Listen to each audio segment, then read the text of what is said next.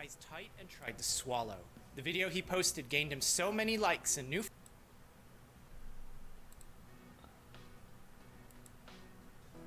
A TikToker chugged 8 scoops of pre-workout supplement. This is what happened to his brain. J.A. is a 25-year-old man presenting to the emergency room unconscious. His mother, Karen, tells the admitting nurse that she found her son unresponsive on the floor. You see, J.A. was a fitness TikToker who was just trying to make it. He recently found out about dry scooping pre-workout supplement. This was a hot new trend where people would dump powder directly into their mouth in an effort to bypass the water and allow the body to digest it as soon as possible so that the pre-workout would hit harder. Clearly, this was nonsense intended to sensationalize that's not what I do. Okay, settle down. But J.A. was determined. He was going to dry scoop pre-workout for a video to post and get 100,000 followers. After putting 2 scoops of pre-workout directly into his mouth, J.A. felt like he was choking. He felt the powder immediately coat his tongue and everything became dry. In an effort to not breathe in any powder, he closed his eyes tight and tried to swallow. The video he posted gained him so many likes and new followers that he knew he had to push it further to get his follower gains. He was going to do 4 scoops next and have the biggest workout of his life, all documented in the biggest video that he's made yet. Immediately after putting 4 scoops of pre-workout supplement in his mouth, J.A. had instant regret. He knew he was going to choke on it, and if he didn't do anything, he would breathe it in. He thought it'd be funny for the video to just chase it down with 4 more scoops already mixed in with water as he washed everything down and got ready for his workout. At the gym now, J.A. didn't feel well. The pre-workout he took was loaded with caffeine, creatine, and a focus energy blend made of a variety of things. He started sweating before he even started touching the weights. He felt jittery during his sets. He could feel his heart beating in his neck as his eyes started bulging out of his head. He knew he was wired, but it was hard to actually get anything done. And while he was doing one of his sets, he felt an instant headache breakthrough. He posted his video online, but didn't follow any of the comments because he couldn't follow any of the comments. At home now, J.A. wasn't exactly sure what was happening as he stumbled around. And as his mom came up to see what the commotion was, she found her son huddled over on the floor as she calls for 911, and he's brought to the emergency room where we are now. Jesus. At examination, no one knew that J.A. had chugged huge amounts of pre-workout supplement. Even if they knew, they'd have no idea what was really in that pre-workout supplement. What they did know was that he was unconscious and unresponsive. He wouldn't open his eyes, and when doctors and his mom tried calling out his name, there was no response. J.A.'s heart rate was high, his breathing rate was normal. When the nurse tried to take his blood pressure, the machine just kept cycling and it couldn't get a reading.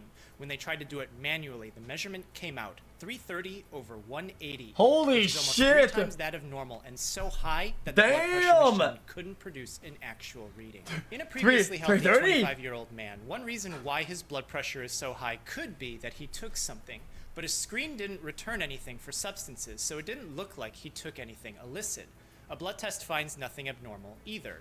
They looked at his heart rhythm and noticed that along with his high blood pressure, his heart was beating erratically. You should be shouldn't you be like 115, 75, something like that? Together could mean that this is a problem with just his heart, but something's wrong. When doctors looked at his pupils, they noticed that one was bigger than the other. And the heart doesn't control the eyes, the brain does. And if the brain controls the heart too, then could the brain be the cause of his problems? 120/80, almost had it. Doctors send J.A. to get a scan of his head. The images suggest that parts of his brain have been bleeding. Because the brain's enclosed inside a hard space, the skull, bleeding into the brain would mean that the brain's expanding. Jesus. The bleed isn't going to magically stop itself when there's no more space left. It's just going to keep going and keep pushing the brain up against the sides of the skull until the blood vessels start to crush themselves as the brain folds on itself, causing permanent damage. Is there a way that doctors can temporarily shrink J.A.'s brain to stop this? Maybe. You have to pierce a hole. Body water is a little salty, meaning that it has some sodium. Chat, what if you pierce a small hole? Small. And in it. Cells have about the same amount too.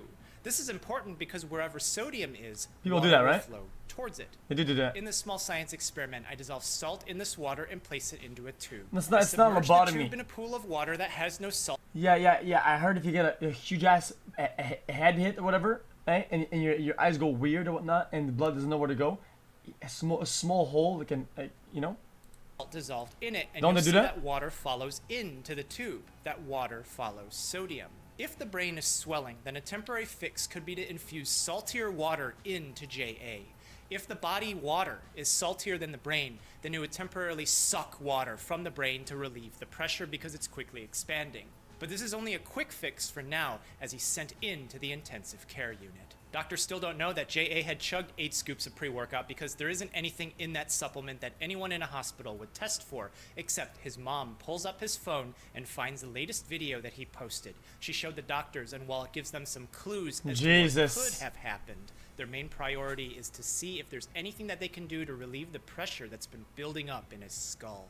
Looking at the ingredients of the pre-workout supplement, 2 things immediately stood out. A single scoop has 200 milligrams of caffeine, which is around 2 cups of coffee.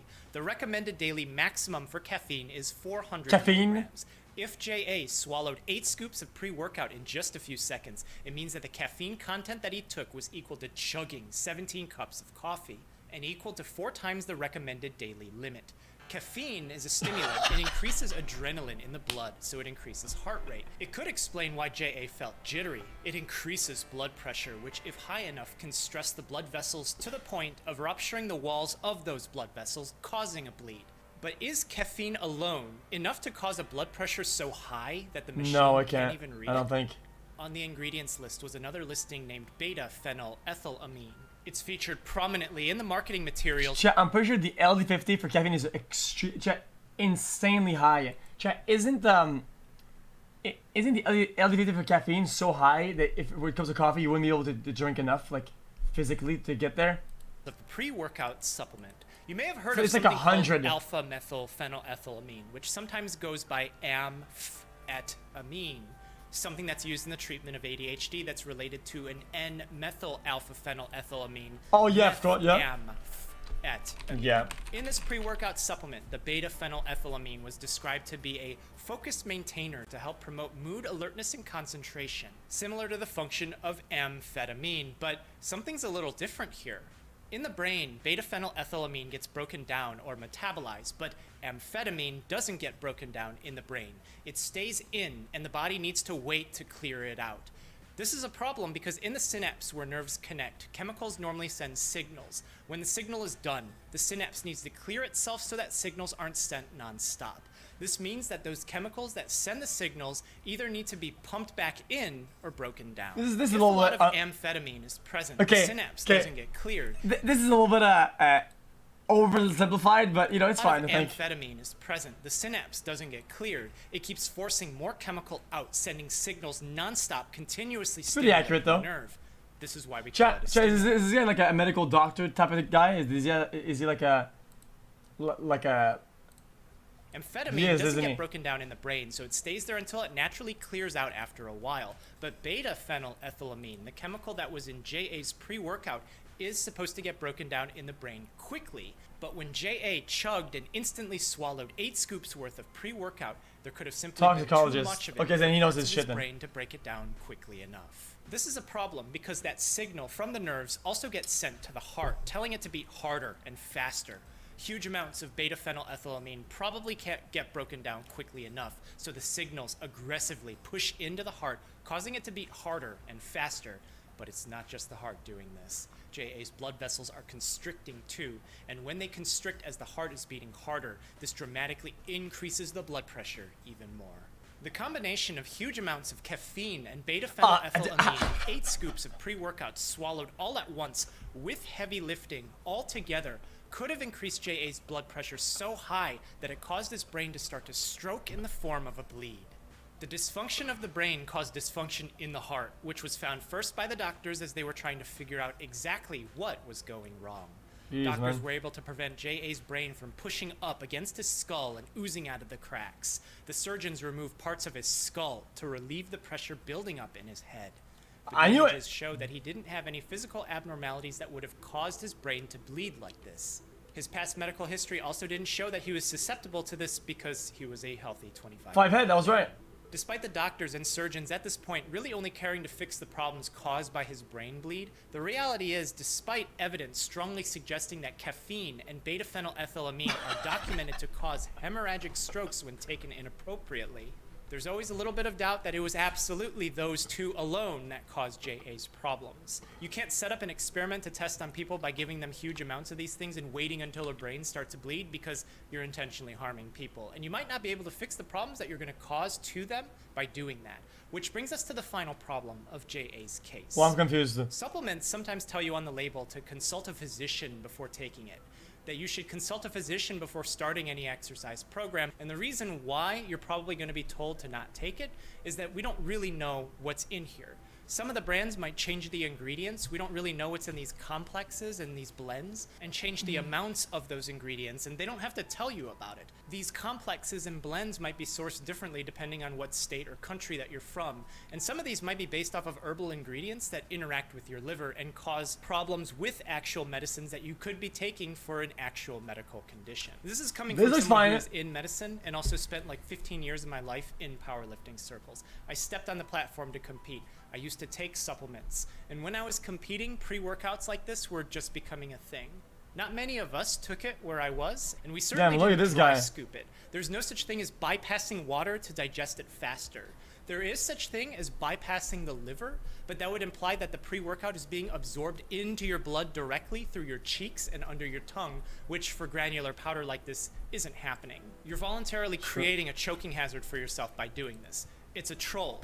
If dry scooping is somehow a convenience for you in some way, that's great. But don't lie to yourself thinking that taking it that way is doing something special. If you're really training seriously, you shouldn't need anything extra to help you focus on training, because this is a non-essential supplement.